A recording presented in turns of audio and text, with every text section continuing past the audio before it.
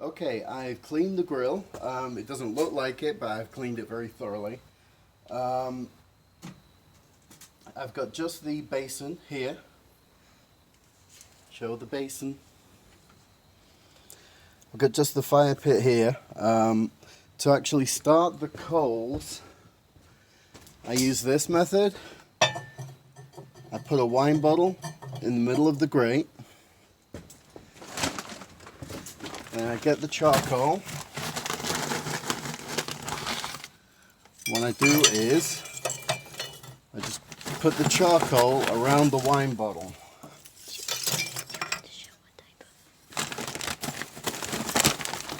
This is the charcoal I'm using. B&B, Better Burning Charcoal. It's just 100% natural lump charcoal with no chemicals.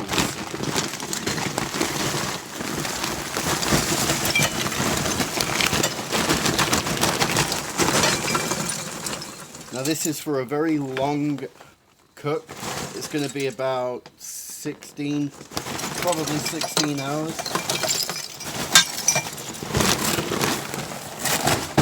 So I'm going to put a bunch of charcoal in. I'm going to heap it up around the bottle. But if you see these holes, you can't block these holes. The holes are for air circulation, which is vital. So these holes all around the outside are going to be left free.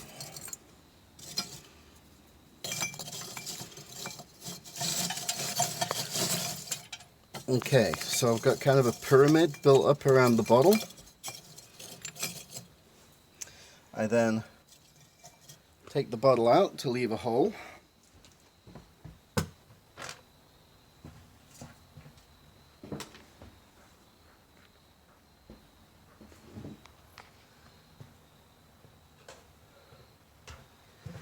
Then I use these, which is just basically wood or pressed cardboard with natural paraffin on it to start the fire.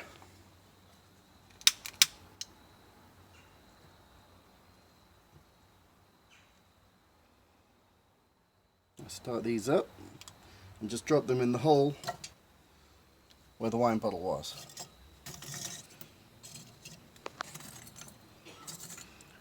Make sure that I don't have those vents blocked.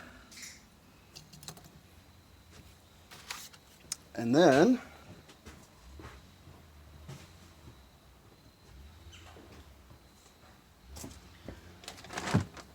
since I'm doing an applewood smoked brisket,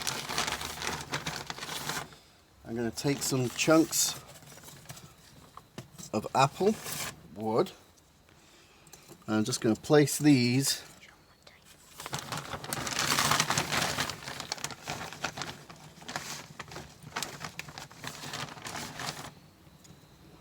around the fire,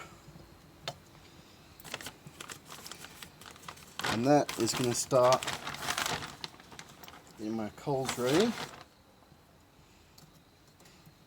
And once the charcoal starts really getting ready, it's going to start on those chunks of wood as well, and it's going to set up a nice smoky apple flavor on the brisket. I'm going to leave that to, oops, almost forgot. This is me opening the grill.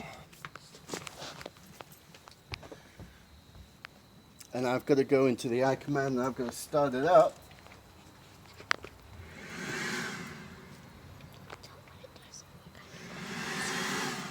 This is going to blow air through here and keep the fire burning really good, and it's going to make sure that there's a lot of oxygen going through here and get the coals going. Okay, now I'm going to smoke the brisket.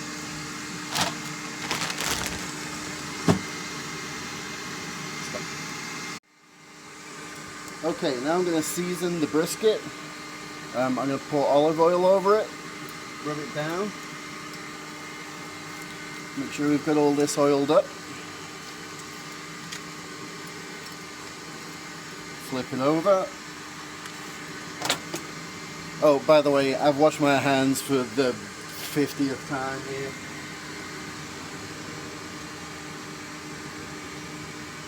There we go.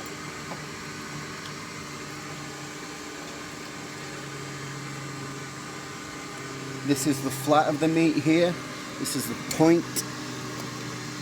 We want to make sure that we get plenty of oil on so it'll take the seasoning that we're going to put on. Excuse me while I wipe my hands.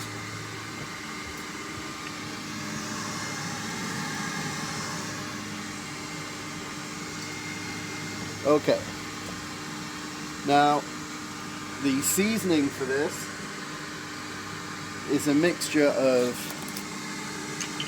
coffee, dried molasses, garlic powder, salt, pepper, and a little bit of jalapeno. We want to put this on generously. Rub it in.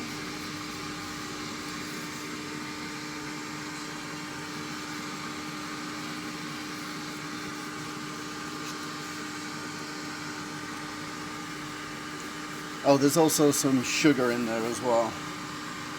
I made a brisket yesterday, and I put this seasoning on and left it overnight, but it didn't turn out quite the way I wanted it. The brisket was much firmer, not exactly melt in the mouth. I think the salt in the rub left overnight dried out the meat and pulled some moisture away from it.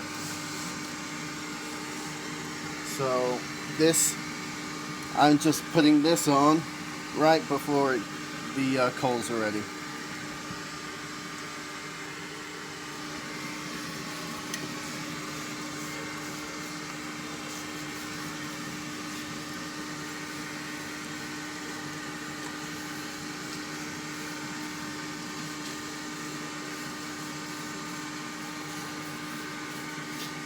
Okay, I think that probably do it a little more.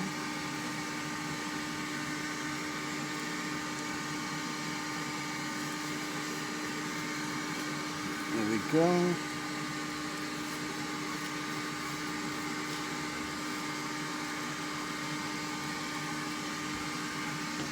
Alrighty. So that is the brisket seasoned.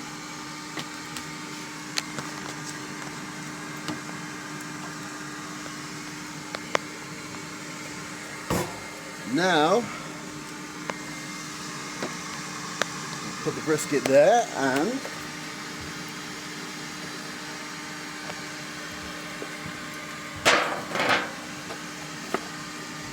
we need a drip pan, and we're going to get a lot of apple cider in here, and this is going to come up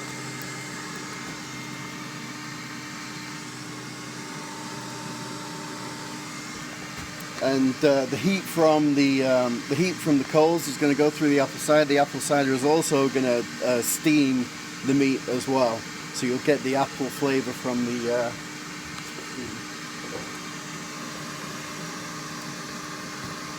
also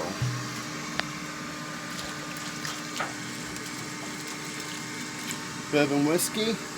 That's again just for the aromatics. No one's going to get drunk off this.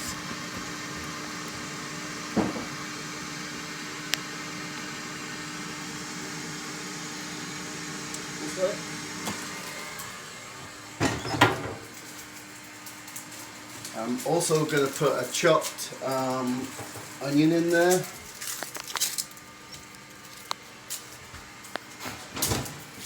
So you'll have to bear with me while I chop this onion.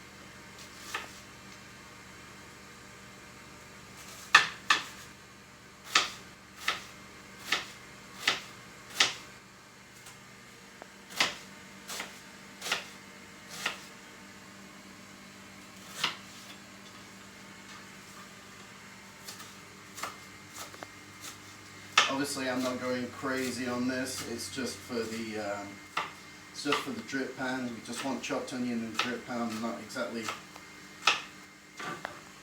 cutting these for presentation.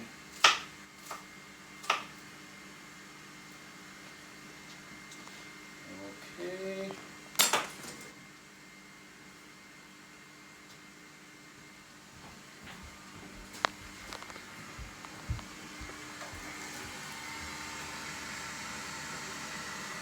So again, this is just onion in the drip pan with apple cider and bourbon. That's all going to be aromatics for the meat. It's going to steam up through the meat, and the meat's going to catch the bourbon, cider, and onion flavor. And that's it until the meat goes on. Okay, that's the drip tray on. What you can see around the outside there are wood chips. They're cherry wood chips, and I've soaked those in bourbon. They've been soaking in bourbon for quite some time. Again, it'll give a touch of cherry to the meat, and it'll also give a little bourbon flavor as well.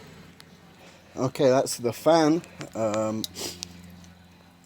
cutting itself off, means the coals are up.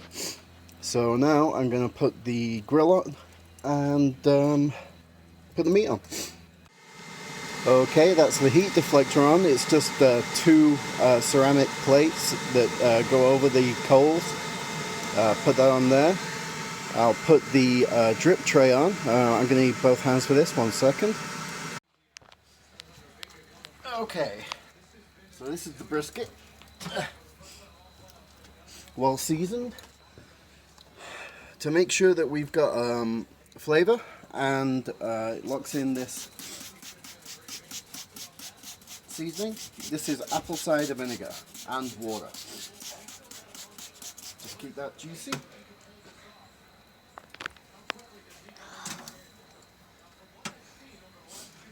Whew.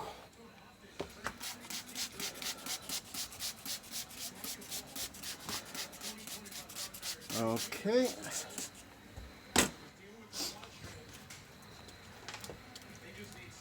Now,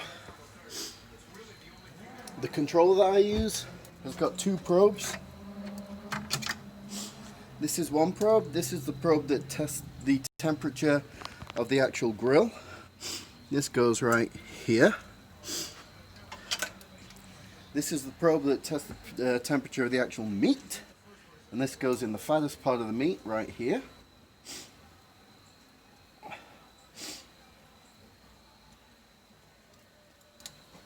And then we close it up. I'm going to put the top vent to about 1/3. The bottom vent is entirely closed.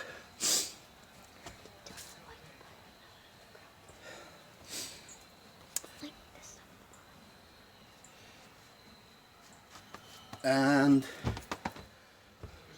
my phone is currently recording this, so I can't actually start it, but I will start the I command and I will give you more instructions later. The brisket's reached 150 degrees. It's around about this time that it goes through the stall.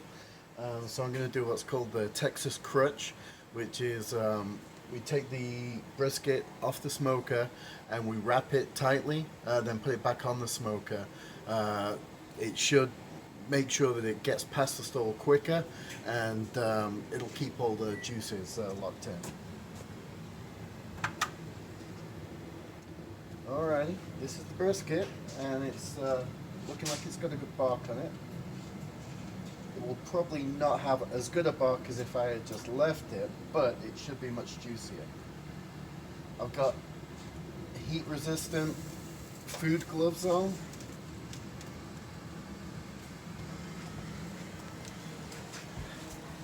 I've got the butcher paper already.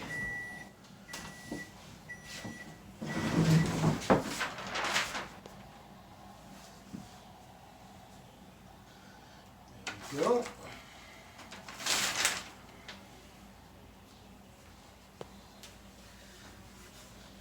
It's always difficult to get these off because they're so greasy.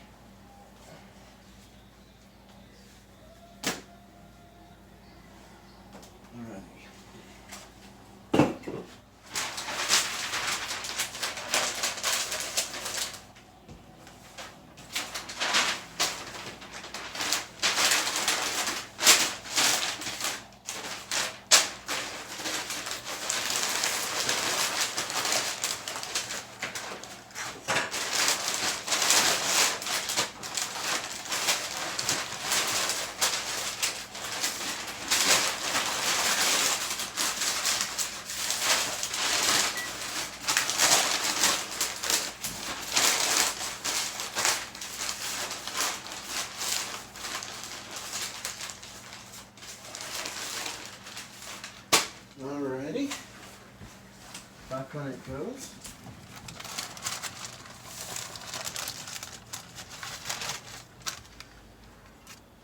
Probe goes back in, thick part of the meat.